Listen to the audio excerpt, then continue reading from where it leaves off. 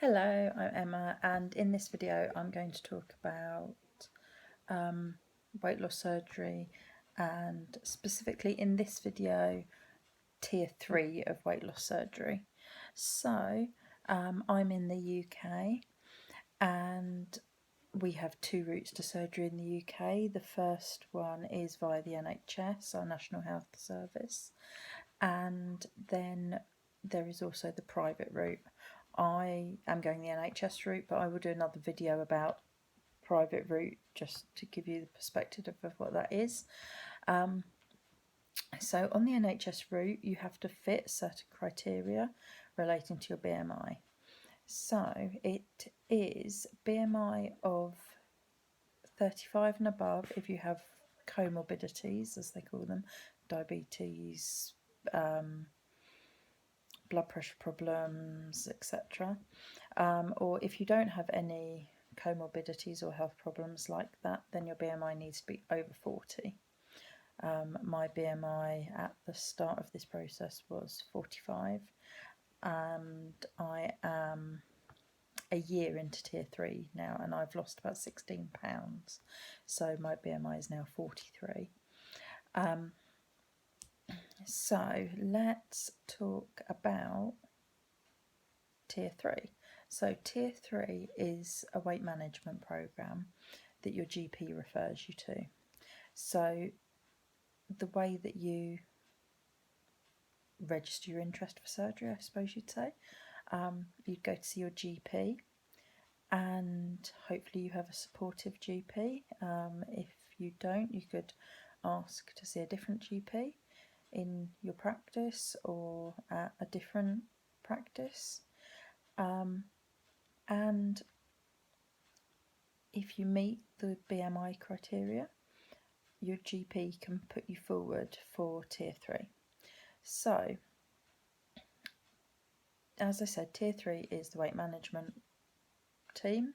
They consist of health advisors, dietitians, psychologists, etc. So, why is it called tier 3? Well, tier 1 would be you trying to lose weight at home. So, just basically trying to lose weight on your own with no real outside help or guidance. Tier 2 would be trying to lose weight with some kind of diet plan. So Weight Watchers, Slimming World, other diet plans are available, I'm sure. And in order to be put forward to tier 3, you need to have done tier 1 and 2, which are subjective because they can't really check up that you've done them. But most people who are looking to have weight loss surgery have tried to lose weight on their own and done various diet programs in the past. So then tier 3, which is sort of a supervised weight management program. Tier 4 would then be surgery. So tier 3, different NHS trusts around the country will have different weight management programs. They will be called different names. They have names like Why Weight, Feeling Good, various different things like that. And the amount of time that you're on tier 3 will be dependent on your NHS trust. They will have a minimum that they expect everyone to be on tier 3 for. It will also depend on if you have any major risk factors, or perhaps if you've been referred to surgery because you need to lose weight in order to have a different surgery done. For example, people who are waiting for knee replacements, hip replacements. Basically, being obese means that you're at higher risk of something happening if you have a general anaesthetic. So a lot of other surgical disciplines will ask you to lose weight before you can have whatever surgery it is that you require, and sometimes that means that they have referred you to weight loss surgery. Those people are the people who are more likely to be fast tracked through tier 3. So you could be on tier 3 like minimum of 6 months, but it's more likely that you're going to be on tier 3 for 1 to 2 years. As I said, I'm now 1 year into tier 3 and I've lost about £16, which is great. So what actually is tier 3? So you have monthly appointments with a health advisor. I'm very lucky that my weight management team comes to your house, basically. So I guess they're based in an office somewhere in the county, and instead of them having an office or renting space in like a GP's surgery, they travel and they come to you, which is great. So you have an appointment with them in your home about once a month, maybe once every 6 weeks, and that lasts sort of half an hour, 45 minutes. What do they do in that time? So they weigh you, which, if you think you've not eaten very well, then is obviously a bit of a scary prospect. If you think you've been really, really good that month, then it's actually quite nice to get some validation when you do lose a bit of weight, or even if you maintain your weight loss. They are really happy for you. They want you during this process to not be gaining any more weight, really. In some NHS trusts, they will expect you to lose, I think it's 5% of your body weight before you can be put forward for surgery. In my tier 3 program, they haven't asked me to lose a specific amount of weight, but I believe that I have now lost about 5 or 6% of my original weight. So they weigh you. They talk about how you've been getting on. So have you been doing the goals and habits that they set you the last time you saw them? And obviously, if you've lost weight, then they say, what do you think are the reasons why you've lost weight? How have the goals that you've been doing or the habits that you've been doing helped you? You also discuss about what your ongoing goals are going to be. So you might say that you're going to carry on with goals that you've been doing, and you are also thinking about extending your goals, thinking up some new goals. Now, when we say goals, we aren't talking about weight loss targets. So they're not saying to you, when I see you in a month's time, I want you to have lost £5, for example. They say that the goals, they're kind of more like habits they want you to get into. So it's things that are going to help you lose weight, but also things that are going to help you if you are planning to have surgery. So I'm just going to tell you a few of the different goals that I had. So I think my very first goal that they set me the first time I met the health advisor was she wanted me to try and drink more water. I wasn't drinking my 8 glasses of water a day or whatever the current guideline is. So she wanted me to do that. She talked about like getting a big drink bottle and having it near me to drink from all day, which I did, and I'm still doing that now. That's really good. I've got one of the ones where it has the different times of day down the side, and that's really helpful, and I try and fill that up twice a day, and I have been drinking a lot more water. The next thing that she asked me to do was I was drinking whole fat milk because I've got a young daughter and they recommend that young children drink whole fat milk. And instead of buying 2 different types of milk, as a family we were all just having the whole milk. So she talked about me switching from whole milk to semi-skimmed milk. Note, she didn't ask me to switch to skimmed, and at no point in this process has she suggested that, they still want you to be getting your good fats and proteins from things like milk. So that was another thing she asked me to do. We also talked about upping my activity levels, so just kind of generally getting out, doing a bit more walking the dogs, etc.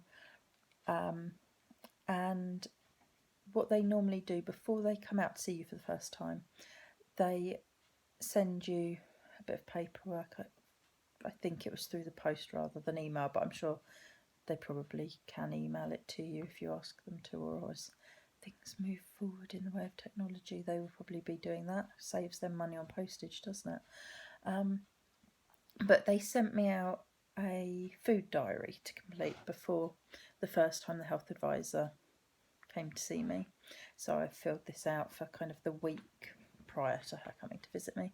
And the first thing that I noticed as I was filling it out was that I wasn't actually eating very much. I was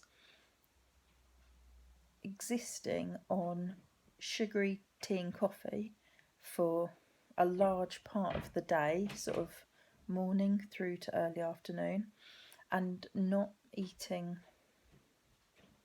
anything really until mid-afternoon, and then having a big meal in the evening, and then having chocolate in front of the TV in the late evening. So the first thing she wanted me to do was eat 3 meals a day. And she sort of said she didn't really mind what they were as long as I was actually getting into the habit of eating 3 times a day. So that was a step to start doing. Other little goals they might set you, things like other services that you could be engaging with. So things like talking therapies, things like seminars that you can go on that are organised by the weight management team, like talks on nutrition, talks on the psychology surrounding weight loss, things like that. And also she let me know about groups in my area that are either for people who are trying to lose weight, or she talked about Hoop, which is charity helping overcome obesity problems, and they are a UK charity. They have like little sub groups around the country, and she told me about my local one of those, and recently I've been to one of their meetings actually, and that was really positive. And also things like through the service you can access things like reduced gym membership fees and things like that, and that is something that later on I did go on to do, but I had to access it via my GP actually, because I also went to the physio at the hospital, and I was doing physio for sciatica and back pain and things like that. So that is something that I was able to access as well, and I found out about it through the tier 3. So at various points during the tier 3 process, the consultant who oversees the weight management program hears cases of people. So your health advisor puts your case forward to the consultant, and it's up to them whether they feel you're now ready to get put forward for tier 4, which is surgery pathway. And yeah, so the way that my health advisor's explained it is that she's actually going to put my case forward to the consultant probably next month when they next meet, and she said that he might agree that now I've been on the service for a year, I've been compliant with the service, I've been engaging with all their different programs and workshops and things, and he might say that I'm ready to be put forward.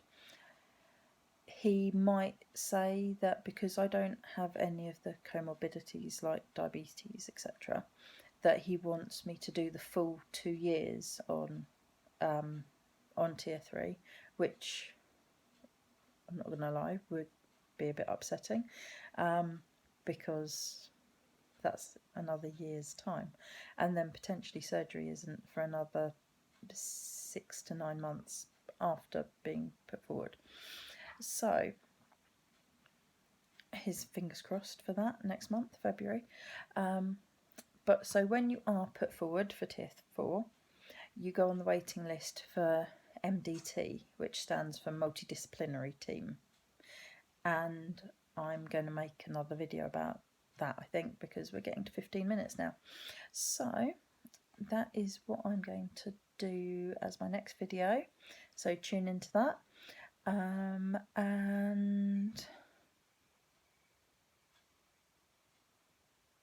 yes, I think that's all I'm going to say for this one. So thank you for watching. This was my first video, so you know the next few might be even better.